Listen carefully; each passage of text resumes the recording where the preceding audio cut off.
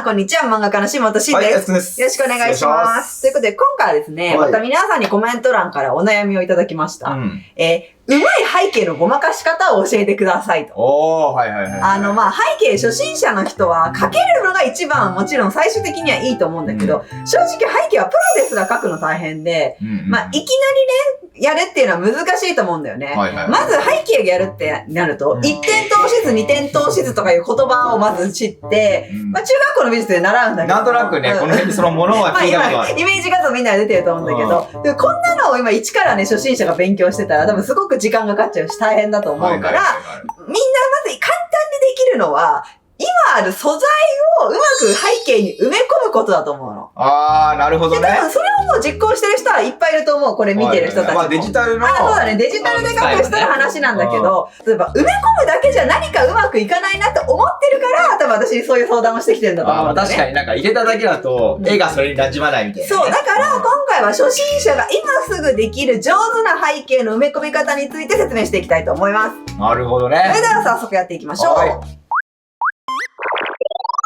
はい、じゃあ早速、上手な背景の埋め込み方や、選び方など説明していきたいと思うんだけども、まず今回使っていくのは IBIS Paint を使っていきたいと思います。皆さん一番使っているソフトかなと思うので、ただ、これクリップスタジオを使っている人とかも、似たような感じで全部できますので、別のソフトを使っている人も参考にしてください。以前、本当に昔にね、企画で描いた S 君のイラストなんだけど、あんまり深いこと考えずに描きました。ということで、みんなも絵をなんとなく描いて、描き終わった、色塗り終わった、あれ、背景どうしていいかわからないってなるんだと思うんだよね。で、素材を埋め込むということで、ここから背景の素材を選ぶと思うんだけども、ここでまず選ぶ時のポイントとして、正直、このパターンとか書いてあるじゃん。こういうパターンっていうのはね、正直その上下がなかったりとか、どんなサイズで埋め込んでも大体うまくね、当てはめるようになってるから、あんまり私選ぶとき気にしなくていいと思う。唯一こういう背景を埋め込むときに、何でもいい、適当に選んでいいから、レス君ちょっと適当に1個選んでいいよ。じゃあわかんないけど、これ。これを埋め込むんじゃない結構ポップだったわ。1個やめた方がいいなと思ってるのは、ちっちゃくしすぎないこと、こうやって。もう目が痛くなっちゃう。パターン系の素材っていうのはね、ちっちゃくしすぎると目が痛くなるから、パターン系の素材はあえて、これでももう私はきついなと思う。もうこの一面全部使うとか、もう本当にでっかく。こういう風に結構でっかく使ったり、あえて入れたままじゃなくて、ここの丸い矢印をってこう斜めにするとかね。そういうことをしてもらうことで、絵に馴染みやすいかなと思います。でもパターン系で気をつけるのはギュッてちっちゃくしないことだけ。それだけなんで。で、次だよ。やっぱりさ、ちょっとうまく見せるには、描いたような背景入れたいじゃん。要は漫画とかアニメであるリアルな世界の背景。背景アニメ。背景リアルとかね。で、どっちかというとアニメの方が馴染むかなとは思うんだけども、こういう時に選ぶ時に気をつけてほしいのは、先に背景を決めずにみんな絵を描いてると思うから、この今出来上がってると思う人物の絵はね、その人物にまずそぐわない背景を選ばない。この人はどう見てもここにはいないでしょみたいな背景は絶対選ばない方がもう完全に絵が浮いちゃうので。で、さらに次おすすめなのは、この人物に使われてる色も、もう色も塗っちゃってると思うからみんな、色を入ってる背景選ぶといいと思う。そうするとまとまりが出やすいから、例えばだけど、今このイラストはブルーとか紺が多く使われてるでしょ。全くそういうね、色が使われてないようなこういう背景を選ぶよりも、こう近しい色が使われてる背景を選んだ方がこう馴染みやすい人物に。っていうのをもうどっから背景選んでいいか分かんない人は一つ参考に。で、一番はこの自分が作ったイラストのこの人に似合う背景選んであげることだと思うから、ちょっと私はやっぱこれかっこいい男の子でさ、なんかおしゃれな場所にいるってイメージなんね。だからあえてね、さっき言った色とは違うけど、このリビングにいることにしたいと思います。家の中で一緒にくつろいでる男の子みたいなイメージにしたいと思います。で、その時にどこにを配置すするかな。確かにそれ人間めっちゃでかいもんね。人間めっちゃでかいじゃん。でさ、これはまずそもそもこの絵に合ってないじゃん。これ横長の背景だから。で、こうなった時にどうしようってなるんだけど、さっきね、私が1点透視図、2点透視図ってのを出した時にあったんだけど、こう、あれを覚える必要はないんだけど、アイレベルっていうね、横の水平の線みたいなものがあるんだけど、それっていうのはカメラがどこにあるかっていう位置なの。それだけはね、知っていくとよくて、例えばこのイラストの場合、テーブルやソファーの斜めのちょっと線見てほしいんだけど、これが最後ね、くっつくところが消失点があって、そこから横ピーっていったのがアイレベルなのね。で、イメージするとこの窓のこの線ぐらいあるじゃん。この窓の横、この真ん中のこの線ぐらい。まあ大体この線がちょっと下ぐらいに多分ね、アイレベルがあって、アイレベルって何かって見てる人のカメラの位置だから、見てる人がそこにいるの、目線が。手前の今度絵は忘れて男の子見てほしいんだけど、男の子も私はこう、大体この女の子が男の子を見てるぐらいのイメージで描いてるから、まあ、大体男の子の目のこの口ぐらいに、見てる女の子がいるの、この絵をね。って思うと、そこの高さを基本合わせてあげる。と、大体どのサイズ感で置いても浮いてるみたいなことはね。例えばここにやると合ってないの、全然。確かに。これを、このアイレベルがもうここ完全に下。ここに、手前の男の子の絵だと口ぐらいで女の子が見てるのに、後ろの背景はこの辺に見てる人がいるから、全然合ってないのね。で、逆に真上でも合ってないの。ソファーがこんな位置に来ちゃってて、それおかしいわ。おかしいでしょ。っていうことはここでぴったりくるのはやっぱこの辺なのね。そうすると大体アイレベルが合ってるから、この人が大体ここにいるみたいなサイズ感が出せる。あとはこのアイレベルさえ合ってればね、正直こう遠回しにしてもこの空間にいるし、めちゃくちゃとすんごい拡大しても、ここの位置さえ合ってれば大体この空間にいるように見える。っていうのがあるので、ぜひよかったらこのアイレベルだけはね、高さを揃えるっていうことだけ難しいけど覚えていってください。まあその今言ったアイレベルなんて言葉を使っちゃって難しいけど、要は背景のカメラの高さとこのイラストのカメラの高さが合ってれば大丈夫。だからそれが全く合ってないような背景を選ばないこと。なるほどね。この背景は比較的合ってたから、どの位置にしてもいいから、まあじゃあもうこの辺にしようかな。大体こんな感じで。で、こんな感じにしました。ただ、どう見ても、この私の絵に対して、この奥のやつが、イラストっていう素材を入れたにもしても写真っぽい。確かに。なんか、ちょっと、っていう時にみんな背景を入れたら、この背景のレイヤーをフィルターってとこ選んでもらって、一番簡単でおすすめしやすいのは、ぼかしに入ってるガウスぼかしってツール。これ使ってもらうとボケます、イラストが。手前の人物にピントがあって、奥の背景はボケる。なので、すごく絵に馴染みやすくなると思うので、写真入れちゃった時とか、なんか奥に入れた絵があんま合わないなっていう時は、ぜひこのぼかし使ってみてください。あともう一個おすすめなのが、アートってとこに入ってるアニメ調背景ってやつ。これ入れると、めっちゃなんかイラストっぽい感じ。アニメっぽくなってる。なって、がぜんさっきよりも私の絵に馴染む。ということで、自分の絵が、やっぱ私みたいなイラストの人たちって、アニメっぽいイラスト描くから、どうしてもリアルな、すごくグラデーション綺麗なような背景似合わないと思うんだけど、こういう加工をかけてあげることで、うまく馴染めさせれるので、ぜひいつも背景の画像を入れたばっかりだけで終わっちゃう人は、これを一手間やってみてください。こちら。この女の子です。この女の子に今から背景入れていきたいんだけども、この女の子、実はちょっと背景入れるの難しい。なんでかっていうと、まず寝そべってるイラストで、全身が映ってるよね。さっきのイラストっていうのはさ、足のところ映ってなかった。切れてたから、接地面を考えなくてよかったんだよね。でもこの女の子は接地面を考えなきゃいけない、地面との。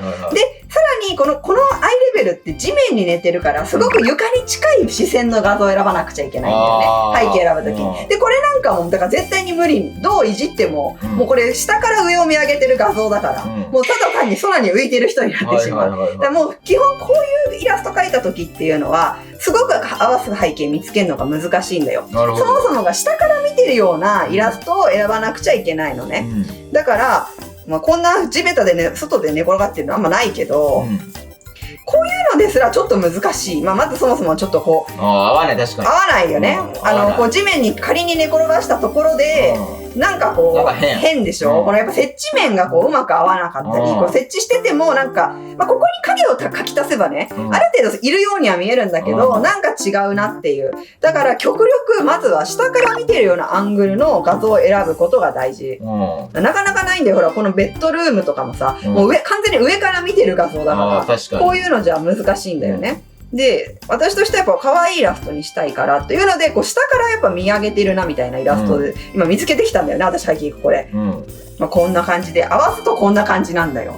ただ今もう一個もうこう、そうでしょ。完全に問題があるし、まず、草の上に寝転がった人はこんな風に体が草の上に浮かないっていう問題も出てくる。例えば絨毯の上に寝転がってもそうだし、とにかくふわふわしたものの上に寝転がっちゃったらもう絶対そのふわふわが人物でかぶさってくる。いろんな問題があるから、そういう時にまずおすすめのやり方、好きな背景1個設置するじゃない。好きな背景設置した後にね、ここに素晴らしいいろんな素材があるから、何でもいいんだよ。この今私たまたま花系を選んだから花系にしたんだけど、この花として茂みとかいうやつを選んで、こうやってね、ちょっと人物のあえて手前にこうやって設置するの。こうやってね、白い余白をもういっそ隠すように。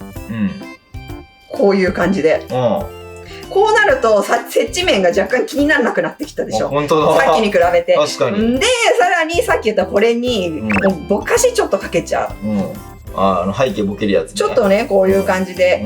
でもね、これちょっと全部かけると、この手前とかちょっと合わなくなっちゃうから、ぜひやってみてほしいのが、奥だけかけたいから、ここをね、奥の方だけを選択して、で、この背景にところに、上に、選択のところでコピーして貼り付けるのね。今どうなってるかっていうと、ここの空のとこだけが上に貼り付けられてるでしょ。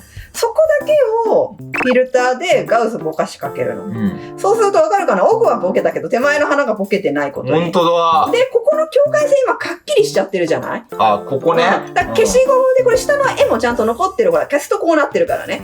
消すとほらこうなってる。だからここを消しゴムのこういうエアブラシとかの消しゴムでちょっと消してもらうといい感じにこうちょっとほらボケとここの境界が曖昧になっていい感じに奥に行くにつれてボケてるっていう演出ができます。すごい。っていう感じ。すげえ。これはもし部屋とかでやるときはベッドとか部屋の絵を選んでもらって手前にぬいぐるみの素材だったりとかプレゼントの素材だったりなんか手前に置いててもクッションの素材だったりそういうのを置いてみてください。多分似たような感じでごまかせる。だからそこの上の部分だけをガウスでぼかして消しゴムでちょっとなじませる。多分全身の絵を描いた人背景やったのにどうしても自分の絵のまだ画力がうまく足りてなかったりあるかもしれない。そういうのでうまく設置してるように見えない、そこに立ってるように見えないって風になっちゃう人いる。そういう時は足元ぼかしていいからこういうのを上に乗っけることでちょっとこうやればいいから。一つの技だね。これでもいいし、なんだったらこの手前にある素材をさらにぼかすっていうやり方だから、これにさらにまたガウスぼかしかやるとほらすごくこう手前にあるものがめっちゃボケてるみたいな演出もできるので、まあこれはお好みでっていう感じです。その絵に合わせてね。そうそう。っていうまた一つのちょっとテクニックでした。技だね。技でしょ。知っとくと多分みんなの今までの背景多分すごくレベルアップすると思う。使える使える。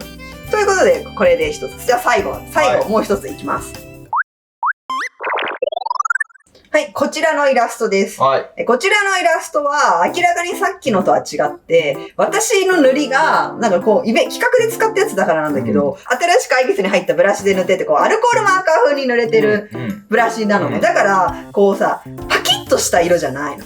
ゆえに、多分パキッとした背景を入れても、めちゃくちゃ浮いちゃうのね。例えば私がよく好きなパターンをちょっと入れたいと思うんだけど、はい、こんな感じで、レトロポップ、私がよく好きな、さっきのとりあえずこういう系のね、パターン入れときゃなんとかなるからっていうので入れた。でも明らかにこの絵とこの後ろのポップの感じが合ってないんだよね。確かに合わない。で、どうにかこの手前のアナログっぽさに馴染ませたいっていう時に、ぜひおすすめなのが、一回ここにまず入れるでしょ、その上にもう一個入れてほしいね、素材があって。それが、この素材パターンっていうところのカラーに入ってる、私はこれ昨日見つけちゃって、もう星入れてんだけど、この大理石オークっていうね、これは多分みんなが想像する大理石の絵にしか使わないやんとか思うけど、これをぜひね、入れてみてほしいんだよね。で、これをまあ入れて、まあ大体同じぐらいのサイズに入れてほしいんだよね。まあこれ大理石が入っちゃったんだけど、これで使うんじゃなくてね、ぜひこの絵に乗っけたこの上の今普通になってレイヤーモードがスクリーンに変えてみてほしいんだよね、ここで選べてスクリーンとかあるから、そうするとめちゃくちゃなんかほら見てなんかアナログ感がある確かになんか変わったね。なんかさっきのと水彩で塗ったような感じ。そうでしょ、これ消すとこ入れるとこ全然手前の絵の馴染み方違うでしょ、これ強く入りすぎちゃったなっていう人はここでこう調整できるからね。私これめっちゃ使える素材あるじゃんって思って、これ大理石オークルってやつ。大理石好きだしね。そうなのよ。で、これ何がいいって、別にこういうのに使わなくてもよくて、例えばだけど、こんな感じでさ、ユニコーンのパターンを入れるとするよ。まあ合わないよ、この現状、今絵に。全然合わないね。このユニコーンね。でもね、これを上にかけることでね、なんかちょっと合うんだよね。大理石にすることでね。なんかこのユニコーンがちょっとおしゃれに見える。確かに色がこう、なんかパキッとしないからなのかな。そうでしょ。ちょっとこう調整かけていいから、私これすごいいい素材見つけたと思ってみんなに教えなきゃと思ったら大理石多くをこのスクリーンでかけるっていう。まあスクリーンじゃなくて正直オーバーレイでもいいかなと思うんだけど、オーバーレイだと下の色結構濃く出るから、個人的には私みたいな結構パステル系の色に使う人はスクリーンの方がおすすめ。色パキって塗る人はオーバーレイでもいいと思う。ぜひこれかけてあげるとね。確かにね、なんかね、こういうアナログっぽいイラストやる人にはおすすめだし、手前がね、逆にパッキリ塗ってる人でも、あえて背景にこういう加工をかけてあげることで、ちょっと馴染むんだよね。私はよくそれ、他のクリップスタジオとかでもやってるけど、背景だけこういう風にかけたりとか。よくやるよね。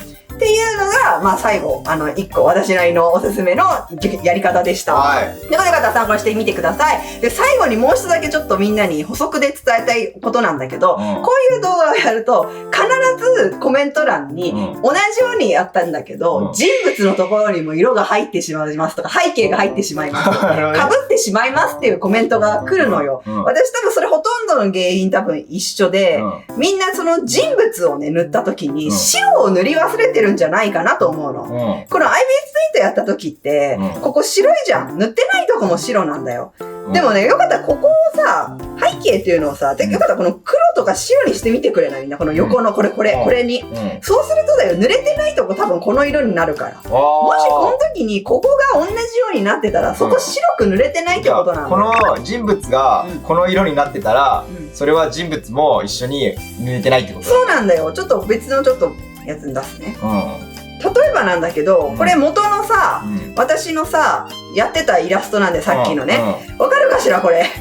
こんだけ私白いとこ塗ってないのよ。じゃあここも実際は塗れてないんだ。塗れてないの。だからこれにもし背景をさっきみたいに入れてしまうとね、こんなことになっちゃって、私はみんなこの現象が起きて悩んでるのかなって。なるほどね。それを防ぐにはもう事前に人物のところを白く塗っておいてあげるしかない。これ、ここに、これが入ってるか入ってないかで全然こう違うのね。だからこの白くしたいところはちゃんと事前に背景を入れる前に塗っておくっていうことを忘れないようにしてください。だからあれだね。投げ縄でこう囲ってその部分を塗ればいいってことだね。そういうこと。それもそれでもいいし、塗りつぶしツールで、塗ります。こうやって。そうした後に一回この選択レイヤーの普通に別の塗りたいレイヤーを1個選びます。で、点々点になってるところを、この選択の反転を選びます。選択反転したらこれ今人物だけがもう選択された状態になるから、これで特殊ペンの真っ白を選んで、こうぐるっと囲む。これで OK。これで今人物が白に塗れたと。そういうことです。これがまあ入ってない状態だと、今こんな風になってる。これに、この特殊ペンでこうやれば、ここだけ塗れて、もうこの後に背景を入れれば大丈夫だからみんな。そうすれば人物にはかからない。そう。白が入ってる。この作業を忘れちゃってたら、みんな後で背景入れた時大変なことになっちゃうから、ぜひそれをね、ちょっと確認してみてください。よろしかったらチャンネル登録と高評価ボタンもよろしくお願いします。ではまた他の動画でお会いしましょう。漫画家のしんもとしんと。バイバーイ。